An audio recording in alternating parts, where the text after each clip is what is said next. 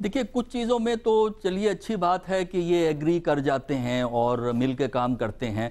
सिर्फ हमें ये इसरार करना चाहिए कि जिस तरह इन अमेंडमेंट्स में इकट्ठे हुए और कुछ चीज़ों में और भी इकट्ठे होते हैं, बाकी जो मामलात हैं उनमें भी वो इकट्ठा हो के काम करें, क्योंकि बाज़ दफ़ा हम ये देखते हैं कि दो मुख्तलिफ ट्रैक चल रहे होते हैं। एक ट्रैक पे कोऑपरेशन हो रही होती है, वक्तन फ़वक्तन होती है जो, और दूसरे ट्रैक पे वो एक दूसरे के खिलाफ सियासी फायरिंग चल रही होती है। फायरिंग नहीं, छुरे कौंपरे होते हैं। हाँ, बिल्कुल सही है आपकी बात। देखिए, पाकिस्तान के अंदर अगर आप चाहते हैं कि जमहूरियत पायदार हो, उसके लिए दो चीज़ों का होना ज़रूरी है। एक तो ये है कि क्रेडिबल सिविलियन ऑल्टरनेटिव क्रिएट करना है, ऐसे सिविलियन अदारे जो कि क्रेडिबल हों, जिन पे लोगों को एतमाद हो। दूसरा ये है कि लोगों की प्रॉब्लम्स को आपको एड्रेस करना है, सारी ना सही लेकिन कुछ प्रॉब्लम्स आप एड्रेस करें। परफॉर्मेंस भी बड़ी अहम है। आपने तुर्की की बात की थी अभी कुछ देर हुए आरिफ साहब ने। देखिए, तुर्की की जो प्रेजेंट गवर्नमेंट है उसने सिविलियन प्राइमेसी को इस्टेब्लिश किया। एक तो एक ऐसी हुकूमत कायम की जो 2002 से चल रही है। दूसरा ये है कि उनका इकोनॉमिक फील्ड में इस हुकूमत का, जो कि इस्लामिक ओरिएंटेशन की हुकूमत है, उनके इकोनॉमिक परफॉर्मेंस पहले से बहुत बेहतर है। तो पाकिस्तान में भी ज़रूरत है कि गवर्नमेंट और अपोजिशन मिल के इकोनॉमिक इश्यूज को भी इकट्ठे होकर हल करें। मैं इसी तरफ आ रहा था कि अगर पैकेज आ सकता है आईनी तरमीम का 20वीं का, तो आजकल ये जो इकॉनमी है ये कोई रॉकेट साइंस तो है नहीं। ये तो नहीं है कि पीपल्स पार्टी सोशलिज्म लाना चाहती है और नवाज शरीफ साहब जो हैं यहाँ पे कैपिटलिज्म लाना चाहते हैं। दोनों ही कैपिटलिस्ट इकॉनमी को ही चाहते हैं और वही एक मॉडल रह गया दुनिया में। सोशलिज्म तो मुर्दा हो चुका हुआ है।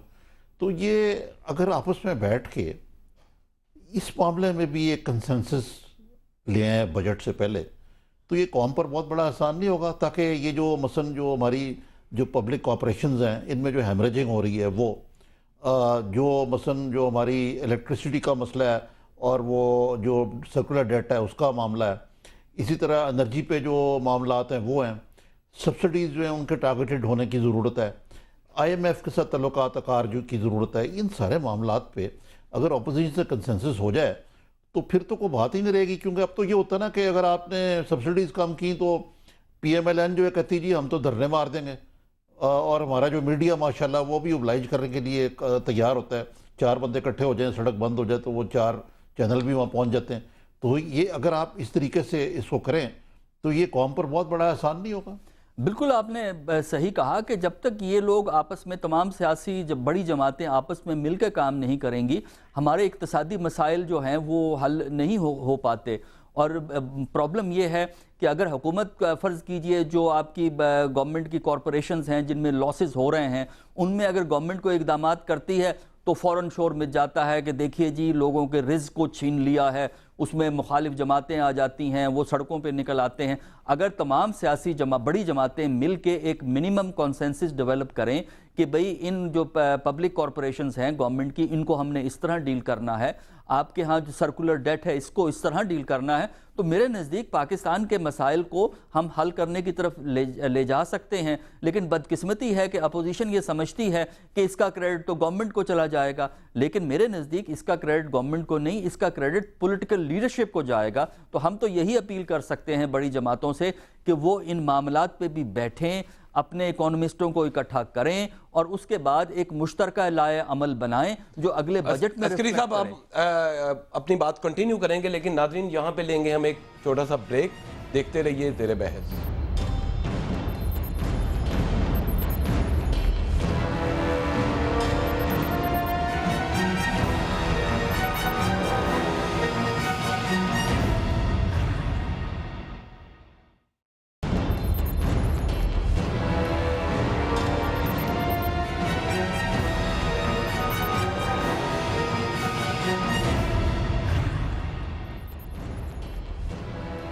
जी वेलकम बैक नादरीन। हम अपनी गुफ्तगू का सिलसिला आगे बढ़ाते हैं।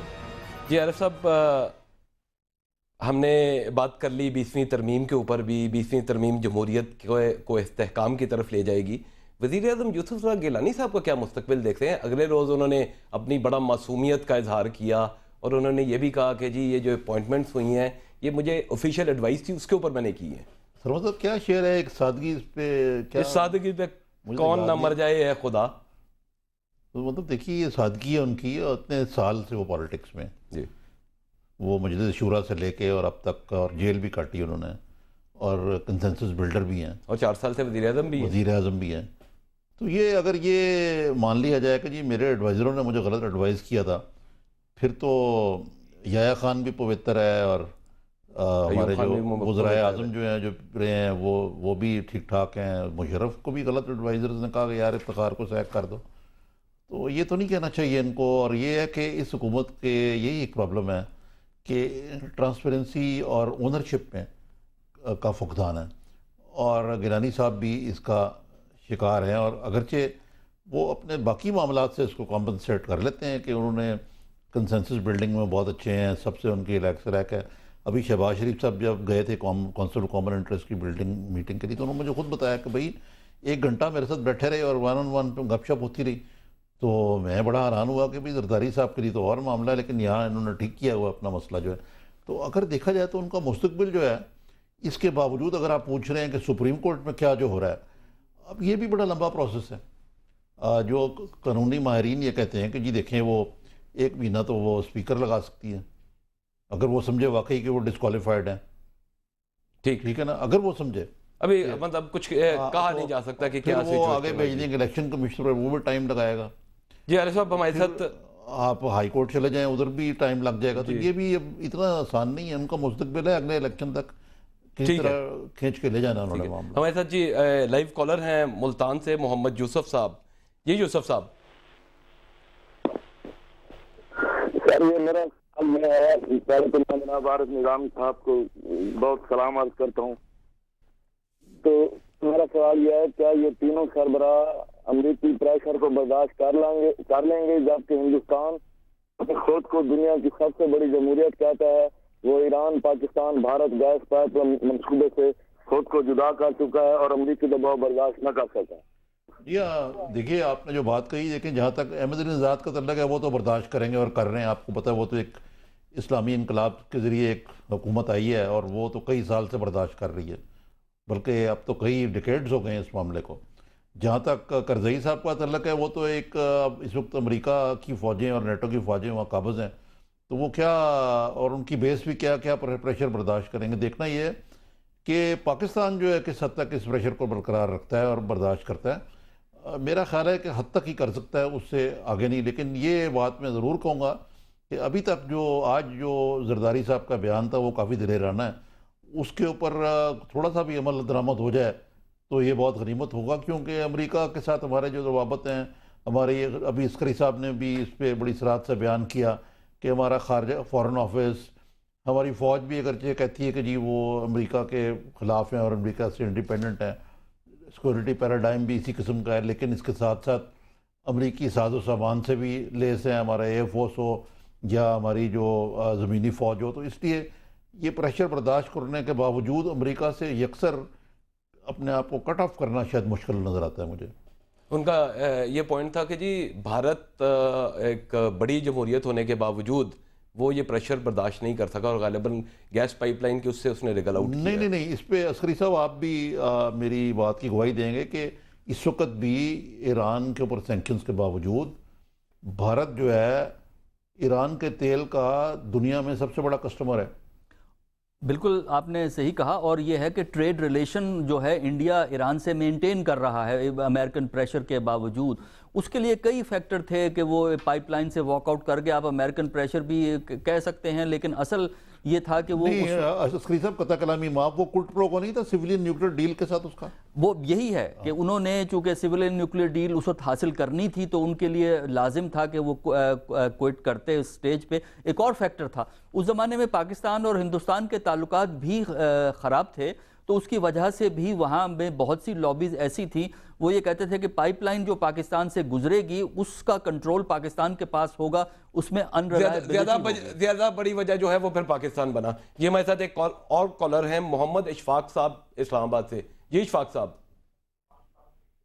السلام علیکم سر. وعلیکم السلام. کیا سوال ہے سر؟ آپ سے یہ ایک ریکویسٹ کرنی ہے. یہ دیکھیں پیپل پارٹی والے اور نون لیگ والے بڑی ترمیمیں لا رہے ہیں. کوئی ایسی کام کریں کہ یہ ہماری جو گیس پائپ لائن کے لیے ہمارے تاجروں کو کوئی چھوٹی دیں، ان سے پیسے لے کر اس پائپ لائن پہ لگا دیں کوئی. جی عارف صاحب، کیا میں سوال وہ یہ کہہ رہے ہیں کہ جی یہ بہت زیادہ ترمیموں پہ تو اتفاق ہو رہا ہے، 20ویں آئینی ترمیم آئی، پہلے بھی آئینی ترامیم آئی، تو یہ جو یہاں کا ایک تاجروں کا مسئلہ ہے، جو گیس کی سپلائی جو ہے نہیں مل رہی، ڈومیسٹک کنزیومرز کو بھی نہیں مل رہی، اس کے لیے بھی انہیں کچھ مل کے کرنا چاہیے تاکہ لوگوں کے مفادات کا جو ہے وہ بھی تحفظ ہو سکے. جی سرما صاحب، اب مسئلہ یہ ہو گیا کہ یہ اب ہم جو ہے نا یہ قلت کو شیئر کر سکتے ہیں نا. گیس کم ہے، ڈیمانڈ زیادہ ہے، نیٹ ورک بہت بڑا کر دیا ہے. اب مثلاً جو آپ دیکھیے یہ CNG گاڑیاں ہیں، اب یہ ایک ٹارگیٹڈ سبسڈی نہیں ہے. اب کرولا بھی چل رہی ہے، اس پہ اب تو ساری جو گاڑیاں ہیں جو وہ آتی CNG فٹڈ ہے. اب پاکستان دنیا کا سب سے بڑا CNG کا وہ کنزمپشن کا ملک ہے. تو ان معاملات کو دیکھیں تو یہ اب تو ہماری پالیسی اتنی بگڑ چکی ہوئی ہے کہ اس پہ کنسنسس ہونے کے باوجود ہو جائے تو بڑا اچھا ہے.